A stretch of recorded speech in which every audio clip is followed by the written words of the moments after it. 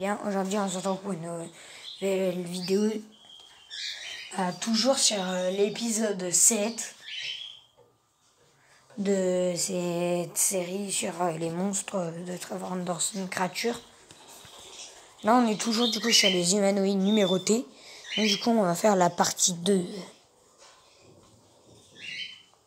On avait fait l'humanoïde numéro 1, le Old Face. Voilà. On avait tout lu le Old Face. Et là maintenant on va lire le marcheur forestier. The Forest Riders ressemble à une créature quadrupède vaguement humanoïde, prise debout, sans but, près d'un petit sentier dans une forêt inconnue. Étant un quadrupède, son torse ressemble plus à un animal, comme un cerf qu'à un humain. Il est également très fin et osseux, surtout dans cette région, car on peut voir de nombreux contours et formes sur la peau laissée par les os de la créature. La colonne vertébrale en particulier est la plus visible, et il ne possède pas de queue. Son cou est plutôt épais et large. Et il est aussi très osseux comme le reste de son corps. Cela expliquerait également pourquoi il semble être très raide. Car la tête de la créature ne semble pas pouvoir plier sa tête de haut en bas. Il semble presque que la tête, les épaules et le cou sont obligés d'être tournés vers la droite, tandis que le corps est tourné vers l'avant.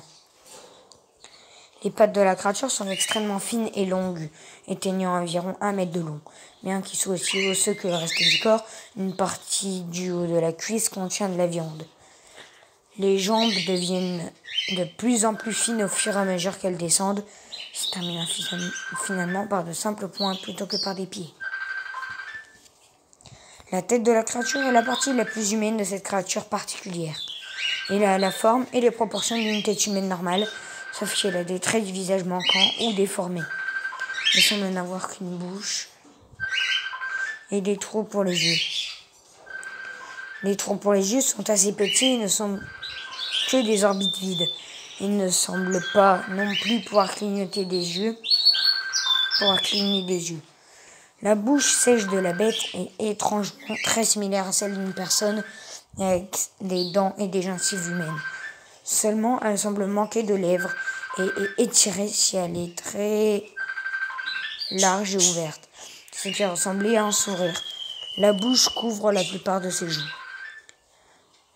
La créature sur l'image est vue tourner vers sa gauche, utilisant uniquement sa tête, son cou et ses épaules.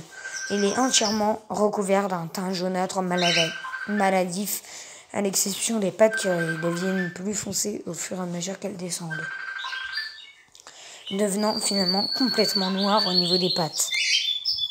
Comme dans la créature précédente, rien n'est confirmé sur le comportement du Forest Riders. Seuls les indices dont nous disposons sont sa conception et son habitat. Tout d'abord, la créature vit probablement dans la forêt dans laquelle elle a été photographiée. Elle agirait très probablement de la même manière qu'un animal sauvage. En raison de son apparence quadrupède et du fait qu'elle ne semble pas prêter attention aux photographes.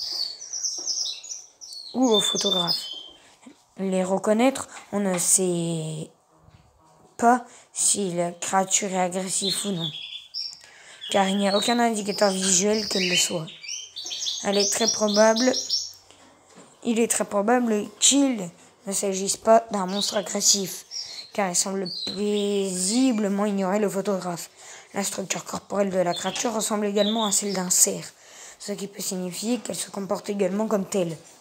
En dehors de cela, rien d'autre n'est connu pour le comportement de cette créature. Même les spéculations mènent à des impasses en ce qui concerne cette mystérieuse cryptide. Et voilà, j'espère que vous avez bien aimé. Si c'est le cas, n'hésitez pas à vous abonner, à activer la cloche des notifications et à liker toutes mes vidéos. Ciao tout le monde.